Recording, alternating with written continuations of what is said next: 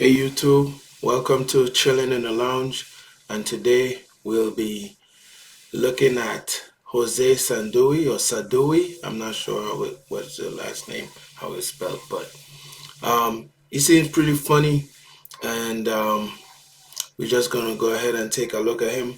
And guys, if this is the first time you're visiting this channel, make sure you hit the subscribe button and also hit this notification bell, to receive any videos I put out. All right. And we're gonna go ahead and take a look at Jose and make sure that and see what he's all about, see how funny he is. What, that's how she says hot dog. A lot of people are like, oh no, he introduced the wrong guy. He said Jose was coming up. That is clearly a Jason. Yeah, my name is Jose, and nobody believes me. That's the story of my life. I used to live in Texas. I went to meet a woman's family. The dad opened the door. He was like, "You're Jose?" Woo, we thought you was gonna be like a real Jose, you know? That's funny. He looks white for real. And then the way he talk, like he can impersonate people really good.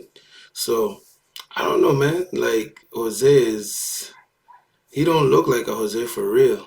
I'd have probably not think his name was Jose either. But let's see. It's like, what did he think was coming to the door? Like some dude with maracas, like, I'm here to tell your daughter! Okay! Not what he thought. I thought maybe that was just the South, but I used to live in Philadelphia, a lot of different cultures up there. I met a Puerto Rican guy. He's like, what's your name, man? And I go, my name's Jose. He's like, no, papi. Your name no can be Jose. I'm like, yes, it is. Yo, he has an awesome impersonation of different people. Like, maybe it's Spanish, I don't know. But actually, that guy he did from Texas was pretty good too. So I don't know. He can impersonate people really nice. I don't know if he could do other accents, but those he got unlocked for real. Born in Cuba. He's like, you look like a policeman. I live in Southern California now. Worst part is, I'll go to some Cuban restaurant that's run by Mexicans, and they'll see me sitting by myself, like, I come back and explain the menu. And I'm like, and then I feel like I gotta be extra Cuban, like, I got it. Arroz con pollo maduro, por favor. And they're like, oh, okay. The guy from immigration, the guy from immigration. And everybody scatters. That's how you know it's authentic. The chef is running out the back. Oh no, they speak Spanish now!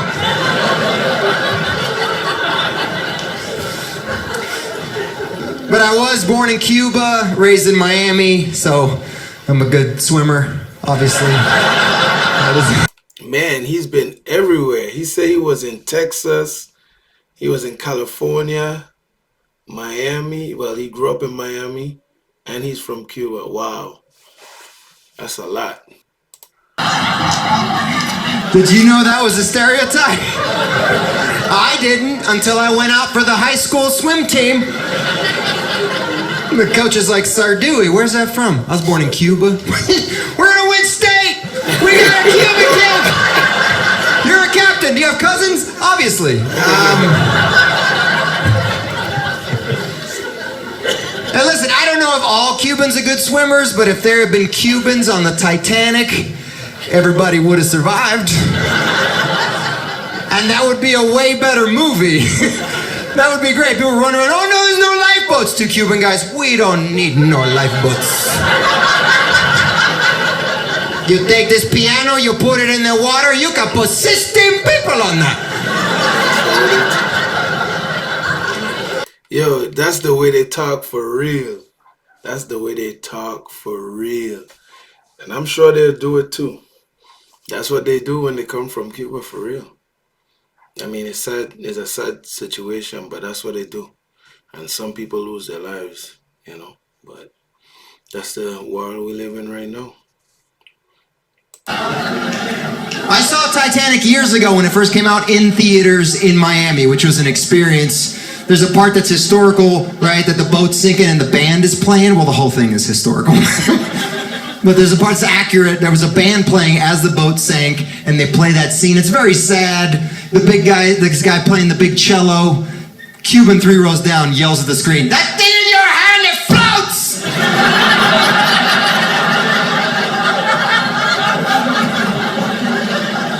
The guy with the little one, he's gonna die, you know. You're not gonna make it. And I became a comedian because of my family. My family is very boisterous and funny, and they're crazy. They're crazy family. I love my family. My mom is great. She speaks with an accent. So when I was little, it was fun to bring my friends over. Could be like, "Hello, kids. Welcome to my home." That's how she says home. "Do you want something to eat?" And they were like, "Yeah, of course." Like, "Do you want hard dough?" My friend's like, what is hard dough?" Yeah, that's how she says hot dog.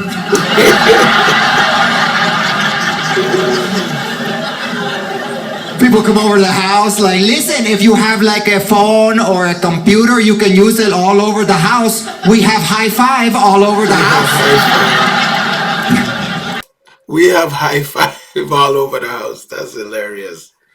That's crazy.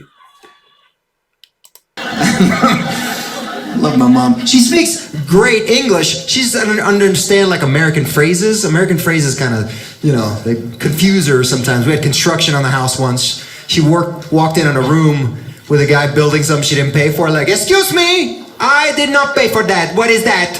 And the guy was like, "Oh, you know what? I'm sorry, ma'am. I got a wild hair up my butt on that one." My mom's like, "Well, I did not need to know that. But now that I do, why don't you shave it? It's 2020.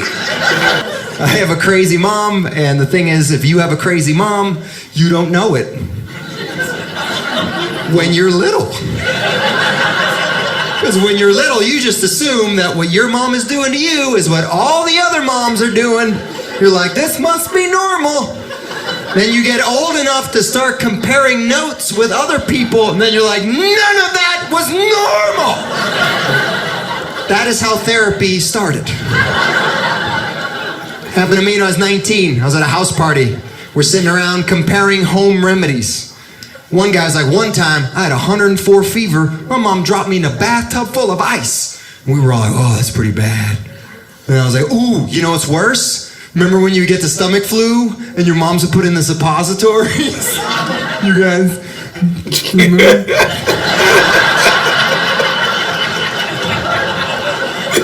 They all looked at me like, "You, no. My mom gave me soup." Yeah, that's not a usual thing, man. That's not a usual thing. I ain't never heard of that before. That's the first time I've heard of that. That's funny. I know he probably felt like, "Damn, I should have kept that to myself." And I was confused, like, how'd she get soup in there? That seems worse. Tell you what, though, I never went home sick from school. No, I could be puking blood. "Jose, you want to go home?" "No!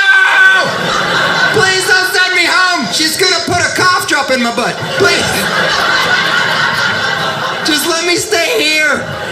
"But you're puking blood." "That's what I do when I'm happy. I love fractions."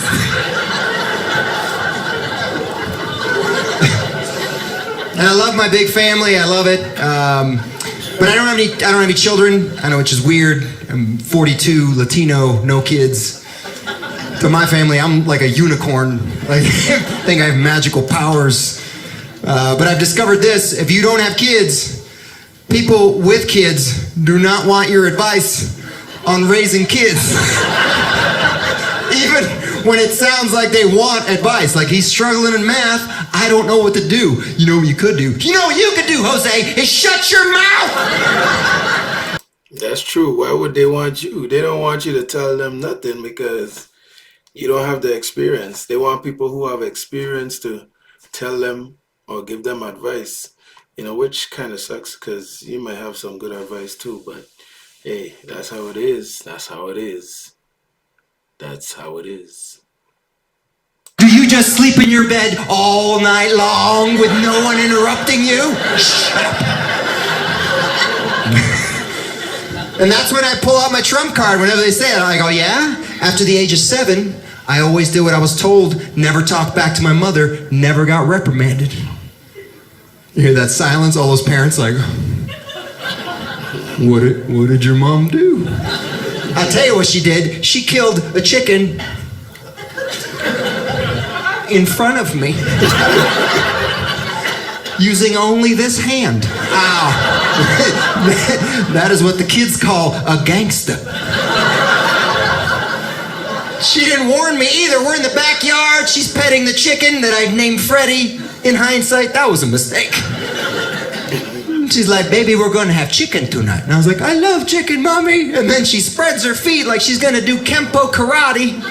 Without looking, grabs it by the throat, starts spinning it like a nunchuck. Making eye contact with me the whole time like a psychopath. Ha ha! Chicken's making weird noises.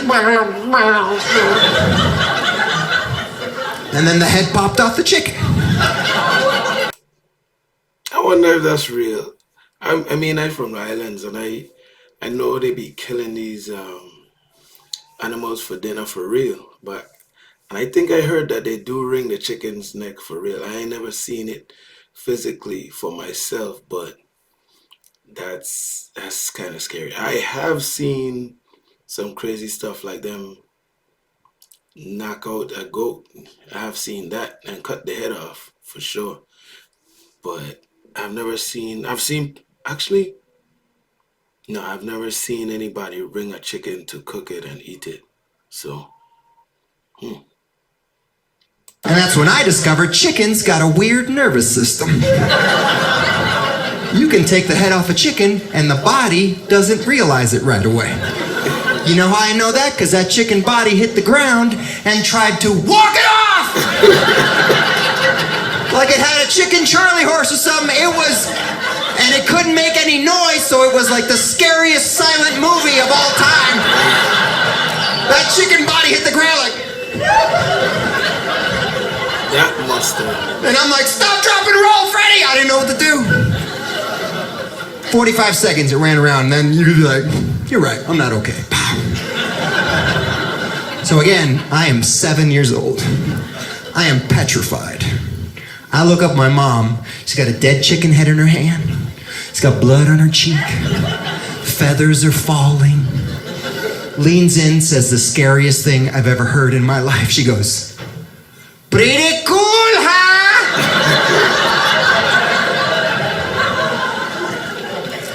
I'm gonna go clean my room. I'm gonna clean my room. I can clean the whole house. I'm already gonna be cleaning. Might as well clean the whole... You guys are wanting to paint the house. I can paint that. I'm only 7, but I'll find a way. Maybe I'll just apply for college and get out of this house, because you're a scary person.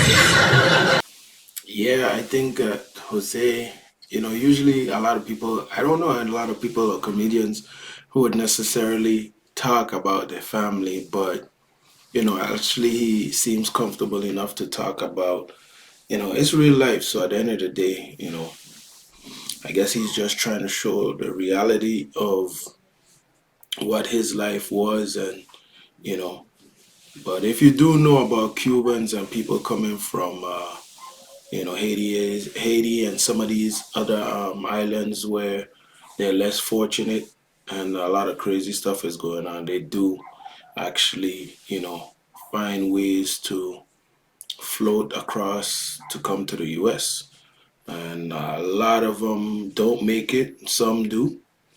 And, but guys, if you like this video and you like this type of video and you want to see more of these videos, make sure you let me know in the comments. And if you didn't subscribe, make sure you go down and hit that red button. It says subscribe, and there's a bell next to it. Hit that, and make sure you hit the one with the little thing on top so that you can see or receive videos that I put out as soon as I put them out. All right, guys, thanks. Enjoy. I hope you like Jose.